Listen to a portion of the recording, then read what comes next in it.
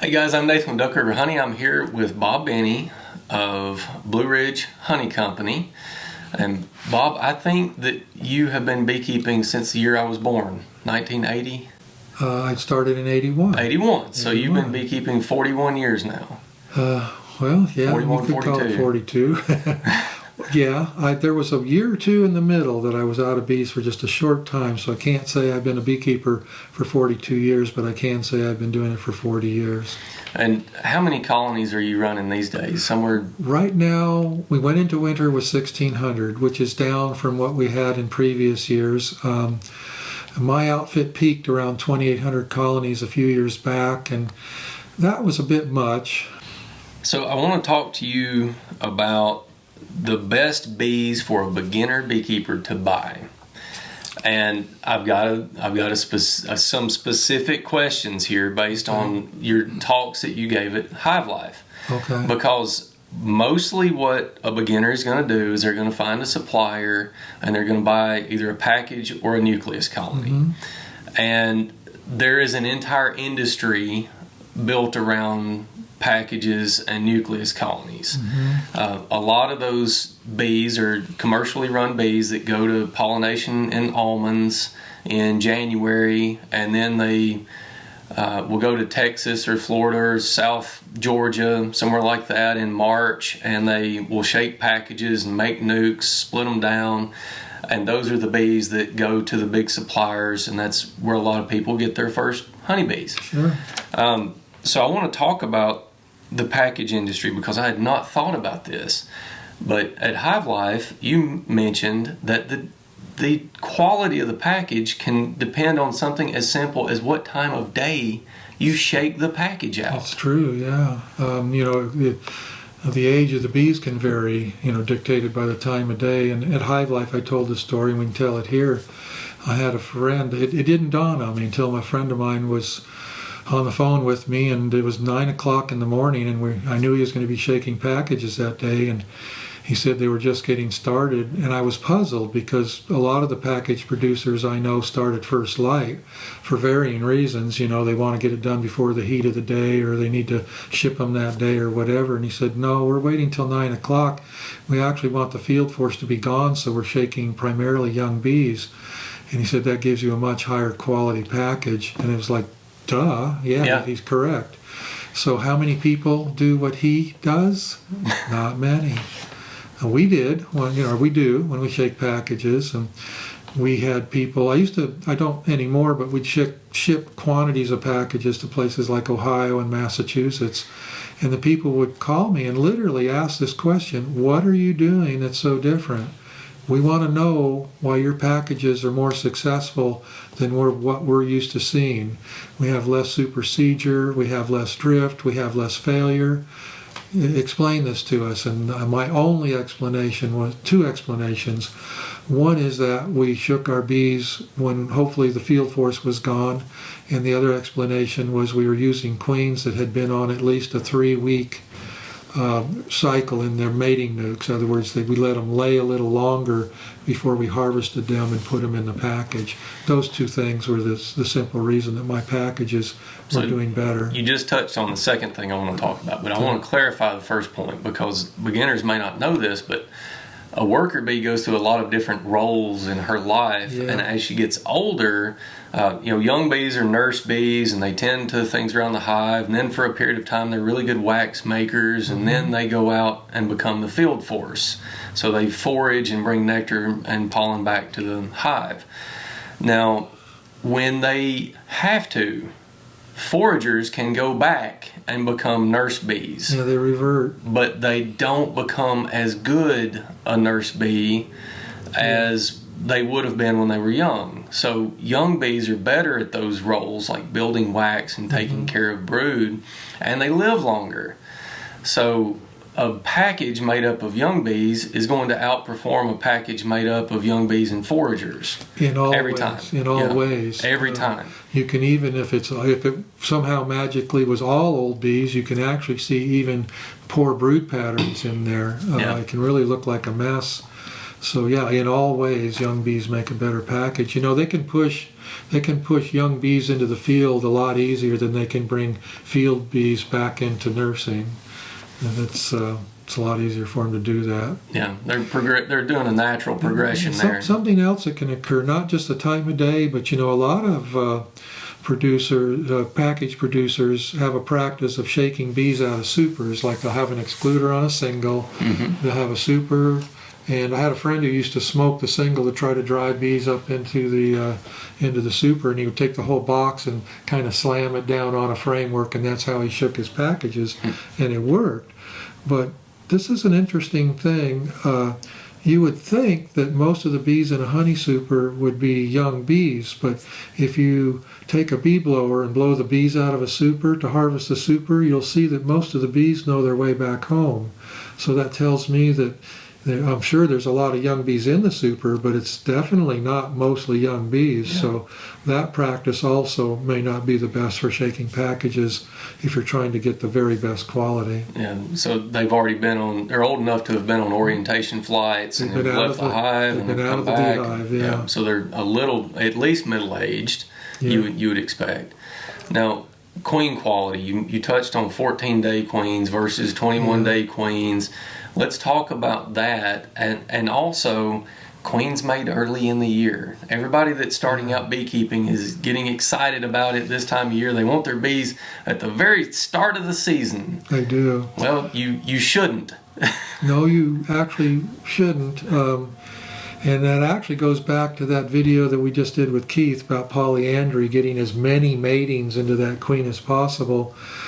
You know, a lot of times the very first queens out of the gate, and I'm going to pick on South Georgia because I know a lot of those guys.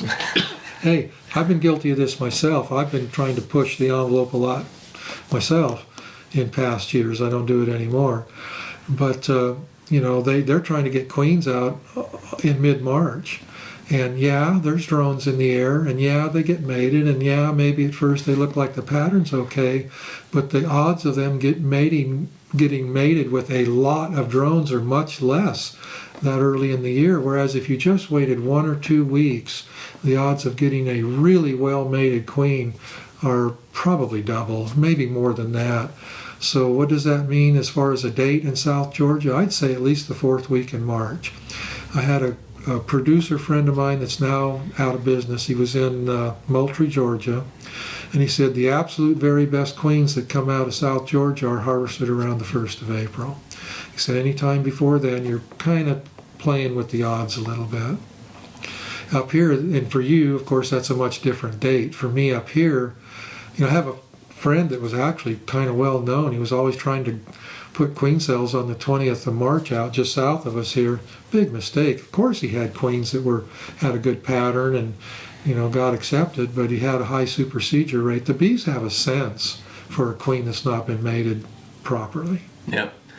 Talk about the difference in a 14-day queen and a 21-day queen. Well, and you know, the background on that. So queen producers are making these queen cells and putting them in mating nukes, and we call it a cycle, a 14-day cycle. It really simply means what day you harvest the queen and how many days before you harvest the cell that you just put in there to replace the queen you harvested. And the majority of large queen producers are on a 14-day cycle. It actually works.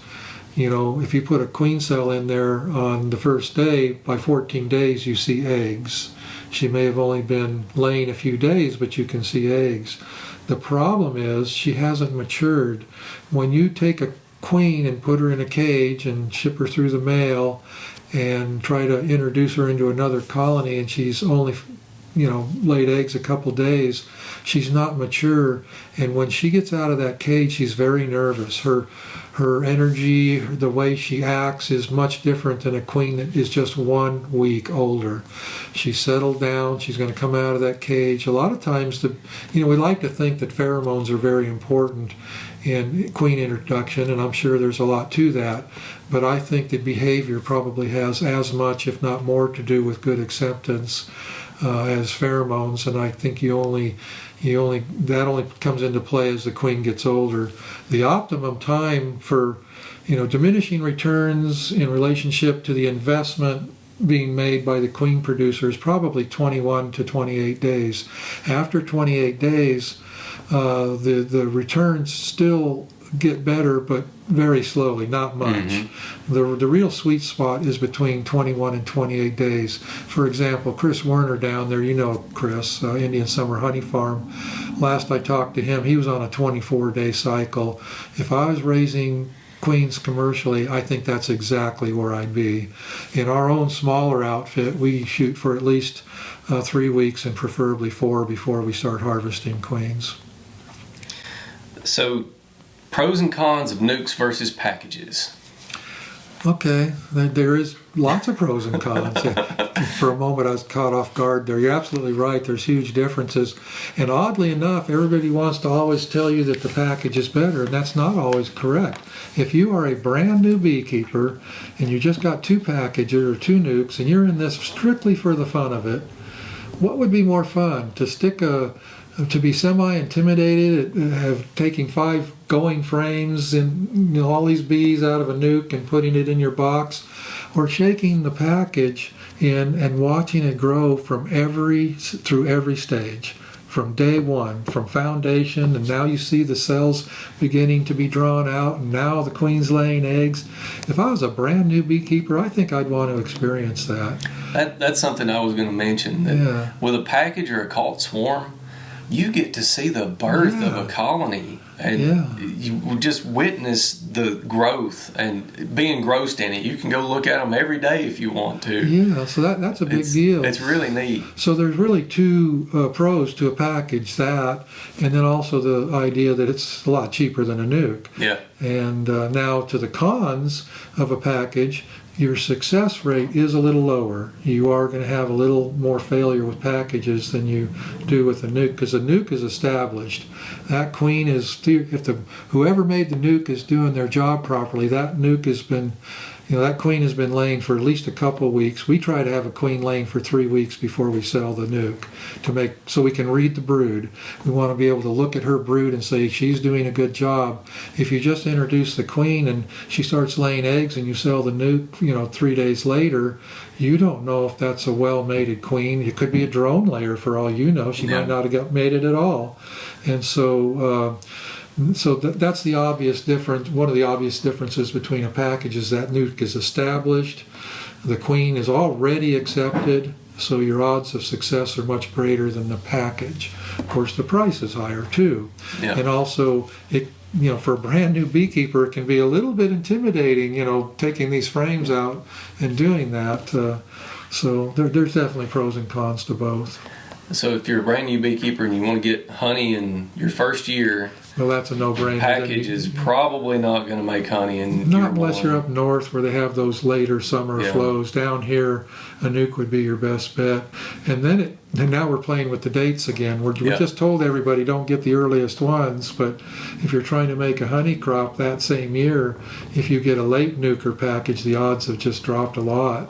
So there's kind of a happy medium. If you're getting a nuke, you might, or a package, you might get the second week instead of the first week. At least get a little better odds on having a good queen. Well, knowing what I know now, if I wanted to make a honey crop this year, and I was starting with bees this year, I would come to your place and say, Bob, do you have any overwintered nukes? And then try to beg and convince you to sell me one, because you probably don't want to. Probably don't want to. I sold a lot of overwintered nukes in years past. I produce them in August and overwinter them and sell them in March. And there's actually a drawback to those too that people don't think about. The obvious pro is that you get them a couple weeks earlier and you've got a proven queen. She just made it through the winter. The doubt of her heading a very good colony in summer is, not there really at all. She's going to do a good job for you. She's also, this gets a little deeper into quality of queen, she's also mature enough to head an overwintered queen is going to do the very best job the next season. Brother Adam talked about this in his book Beekeeping at Buckfast Abbey, and that is the concept that a very young queen doesn't she has to get mature and settle into her duties, and that takes several months. If you get a brand new package or nuke that spring, that queen's not going to produce as much brood and do as good a job as the older queen. But that young queen from that same year is going to have a much less tendency to swarm. The odds of that nuke or package with a current year queen swarming are much less than an overwintered nuke with a queen from the previous year. So I try to avoid selling overwintered nukes to brand new beekeepers because they're probably just going to have a colony swarm on them. It needs to be managed like a colony. You need to be able to look at it and know and read the signs for an upcoming swarming event. And so that probably could be the wrong choice for a brand new beekeeper. I think a key to that is with an overwintered nuke, they really need drawn comb to put on them to prevent them from swarming. If you can slow them down and get them into the honey flow, and you've got drawn supers to put on them, they may make your biggest honey crops. Yeah, that's a huge difference between you or me and a brand new beekeeper that has zero drawn comb. Yeah, if you're putting boxes of foundation on top of a hive, that's like, I don't want to do this, I'm just going to go and reproduce. And especially, this is a completely different subject, it's back to queen excluders. If you put a box of foundation over a queen excluder, that really raises the odds of that colony trying to swarm. So it's a tough call. Can a new beekeeper be successful with an overwintered nuke? Absolutely. They just got to be willing to try to get in there and be a beekeeper, not a beehaver, and try to look for signs of early swarming and stuff like that. It's hard to be a good beekeeper when you're learning, though. It is. There's a lot to learn. You experience so many things the hard way. Like, I just had this nuke 3 weeks and it swarmed on me. Well, what did I do wrong? Or what was wrong with the nuke? Well, there was nothing wrong with the nuke. It's just, had you had a queen from the previous year. So, best breed of bee for a beginner? Well, do you like Chevys or do you like Fords? Or what do you like? What's your favorite color? Well, what's your favorite color? That's a big part of it too. So let's pick on Italians at first. Italians are often recommended as the best bee for a new beginner because you can see the queen. Yeah. It really does take practice to get good at finding queens. The odds of you finding your queen rapidly when you're a brand new beekeeper are way lower. Explain why Italian queens are easier to find. Well, if you're in the case of the Italians coming out of South Georgia, you're likely to get a queen that's very golden. A Cordovan? Well, called Cordovan-ish. Cordovan is a breed of bees that it's a hybrid, really. They've been breeding and choosing for this very golden trait for years, and we call that the Cordovan bee. Even a straight-up Italian, a three-banded Italian, which is kind of the industry standard, will have a queen that's light in color. Much easier to find. Italians aren't really super prone to swarming. They do a pretty good job. It is a good bee for a beginner. But there's another bee that's even gentler than Italians, and that's Caucasians. Caucasian queens are hard to find. The queens are like a snake in the leaves. It's really hard to find them for a new beginning beekeeper. But that gentleness, it could be something that's, a trade-off. We're trading off for that. Our Caucasians are very gentle. So they're good honey producers. They're very frugal in the winter. They overwinter with a little bit smaller cluster. They don't start rearing brood as early as the Italians do.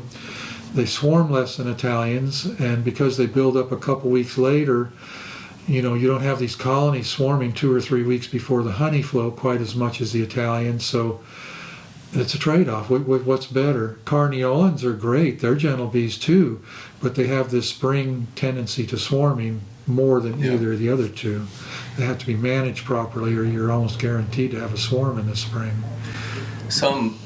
I've heard some Russian beekeepers, Russian line of bees, who, they're beekeepers, say that they've got very gentle Russians, but Russians have got a, I don't know, they've got a reputation for being a little spicy sometimes.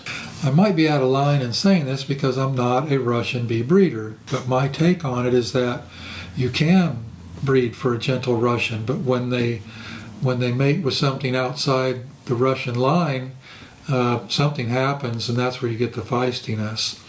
I also think they're feistier to start with. I think there's no doubt about that.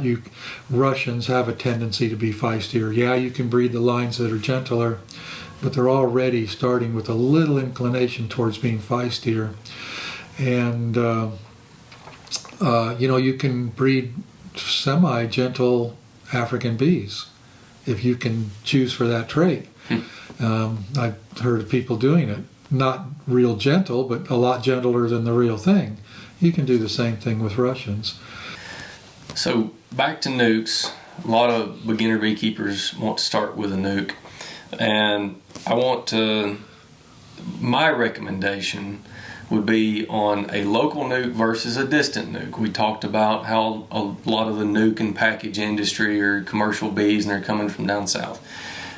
My recommendation to most people is to find a bee club near you that's pretty decent, that has somebody there that will sell you a spring nuke, because you automatically are getting bees from your area that are probably from overwintered stock, and you've got a beekeeper who will probably answer the phone if you call them. Well, you got to be aware of something, and that is if he's raising his own queens, that nuke may continue on to be local stock. But in many cases, probably the majority of cases, nuke producers, no matter where they are purchasing queens from down south. So 1 month or 2 months later, that nuke is going to be a different thing. Different colony. Those local bees are gone.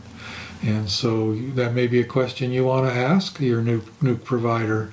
Are you raising your own queens, and what kind of queens are you raising? And these questions like, do you bank your queens for 3 weeks before you use them? And are you on a 14-day cycle? And all of those questions that a beginner might not be in a position to ask. But there's a lot of variables there. So you can get a local nuke that still just ends up being as porous.